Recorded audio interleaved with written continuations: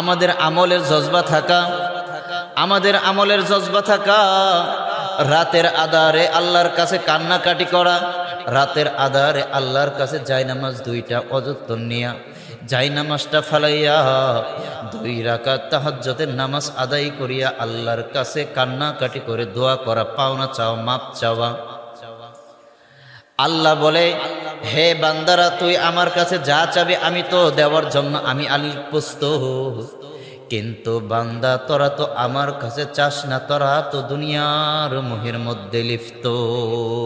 হে বাপজান, হে আমার বৃদ্ধ বাবাজি, পায়ের ভিতরে 2টা হাত দিয়ে আমি বলে যাই, জাহান্নামের আগুন এই দুনিয়ার আগুনের চাইতে জাহান্নামের আগুন 70 গুণ আগুনের তাপ বেশি রে বাপজান। এ মুহতারাম হাজিরিন, কথাগুলো ভালো করে বুঝে নাও। এই যে রোদের ভিতর 1 ঘন্টা কাজ করলে তোমার দিলের মধ্যে কষ্ট লাগে, 2 ঘন্টা কাজ করতে গেলে তোমার অন্তরের মধ্যে তোমার কষ্ট লেগে যায়। কেমন কষ্ট লাগে, অন্তর হাকার হাকার করতে থাকে। তেমনিভাবে জাহান্নামের কথা একবার স্মরণ করে দেখো। এই দুনিয়ার তাপই তুমি সহ্য করতে পারতেছো না, জাহান্নামের আগুনের তাপ তুমি কেমনে সহ্য করবা? আজকে নামাজ পড়বা, কালকে নামাজ পড়বা, পড়তে পড়তে তোমার জিন্দেগিটা পারি হয়ে যাইতেছে। আজকের কাম কাল না ডাল, আজকের কাম আগামীকালের জন্য রাখিও না। হে বাপজান, নামাজের কথা বলতে গেলে তোমার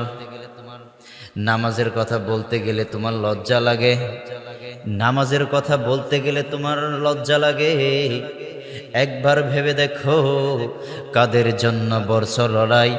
যেই সন্তানের জন্য তুমি এত কষ্ট করতেছো, যেই সন্তানের জন্য এই দুনিয়ার ভিতর এত কষ্ট করে মাথার ঘাম পা পর্যন্ত ফালিয়ে তুমি কাজ করতেছো, তুমি কি একবার ভেবে দেখছো আজকে যদি তুমি এই দুনিয়া থেকে যদি তুমি মারা যাও রে বাপজান, ও বাপজান, এই দুনিয়া থেকে যদি তুমি আজকে মারা যাও, তোমার সন্তানরা তাড়াতাড়ি বলবে আমার আব্বা জানের দাফন কাফনের ব্যবস্থা করার জন্য।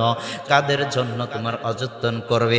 যে বিবির জন্য তুমি এত আনন্দ, যে বিবির জন্য তুমি এত কষ্ট করছো, যে বিবির জন্য তুমি রাতের পর রাত এত কষ্ট করছো, রাতের পর রাত সুখ দুঃখের তুমি কথা বলছো, সেই বিবিকেও যদি বলা হয় তোমার স্বামী আজকে মারা গিয়েছে, 1 ঘন্টা তোমার স্বামীর পাশে তুমি আজকে এই রাতটা তুমি কাটাইবা, এবার আপনারা বুঝে থাকলে বলবেন কোন স্ত্রী থাকবেনি? কোন স্ত্রী পর্যন্ত থাকবে না। তুমি কাদের জন্য এই দুনিয়ার মায়ের পরিরা যে তোমার আখিরাতকে তুমি নষ্ট করতেছো? ও আব্বা জান, কবরের মধ্যে তো প্রথম রাত্রি তোমার কেমন কাটাইবে? কবরের রাত্রি তোমার কেমন জীবন যাপন করবা? তুমি কবরের মধ্যে তুমি কেমন জীবন যাপন করবা? তুমি একবার ভেবে দেখো। আজকে এই দুনিয়ার মধ্যে তুমি আজই আসো, এই দুনিয়ার মধ্যে তুমি যতদিন থাকবা ততদিন তোমার মায়া থাকবে, ততদিন তোমার মানুষ তোমাকে মহব্বত করবে, ততদিন মানুষ তোমাকে ভালোবাসবে। আজকে এই দুনিয়া থেকে যদি তুমি চলে যাও, তোমার মায়াও তোমাকে কেউ করবে না, তোমার মহব্বতও তোমাকে কেউ করবে না, তোমাকে নিয়ে এত আনন্দ উৎসবে আনন্দের কথাগুলো তোমাকে কেউ করবে না। কিন্তু কাদের জন্য তুমি করছো বড়াই? হে বাপজান, তোমাদেরকে পায়ের ভিতরে 2টা হাত দিয়ে আমি বলে যাই, আজকে থেকে নিয়ত করো, আজকে থেকে নামাজ কাজা করব না। আজকে থেকে নিয়ত করো, আর মানুষের সুদ ঘুষের মধ্যে লিপ্ত হইব না। আজকে থেকে আর মসজিদ ঘাড় বাজনার মধ্যে আমি লিপ্ত হব না। হে বাপজান, দেখতে দেখতে প্রায় তোমার 40টা বছর পারি হয়ে যাইছে, দেখতে দেখতে প্রায় তোমার 70টা বছর পারি হয়ে যাইতেছে। এখন তোমার দাড়িগুলো তোমার পেকে গিয়েছে, তোমার চুলগুলো পর্যন্ত তোমার পেকে গিয়েছে। এখন তুমি আয়নার মধ্যে তাকিয়ে দেখবা তোমার চুলগুলো সাদা, তোমার দাড়িগুলো সাদা হয়ে গিয়েছে।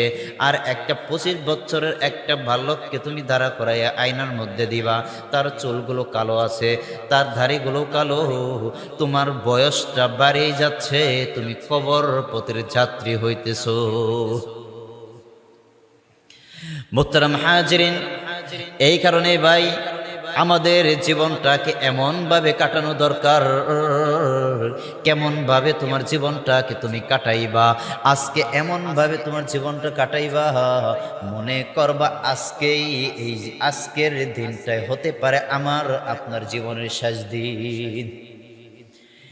এই কারণেই ভাই আমাদের আমলের জজবা থাকা, আমাদের আমলের জজবা থাকা, রাতের আধারে আল্লাহর কাছে কান্নাকাটি করা, রাতের আধারে আল্লাহর কাছে জায়নামাজ দুইটা অযত্ন নিয়া জায়নামাজটা ফালাইয়া 2 রাকাত তাহাজ্জুদের নামাজ আদায় করিয়া আল্লাহর কাছে কান্নাকাটি করে দোয়া করা, পাওনা চাওয়া, মাপ চাওয়া। আল্লাহ বলে, হে বান্দারা তুই আমার কাছে যা চাবি আমি তো দেওয়ার জন্য আমি আলী প্রস্তুত, কিন্তু বান্দা তোরা তো আমার কাছে চাস না, তোরা তো দুনিয়ার মোহের মধ্যে লিপ্ত।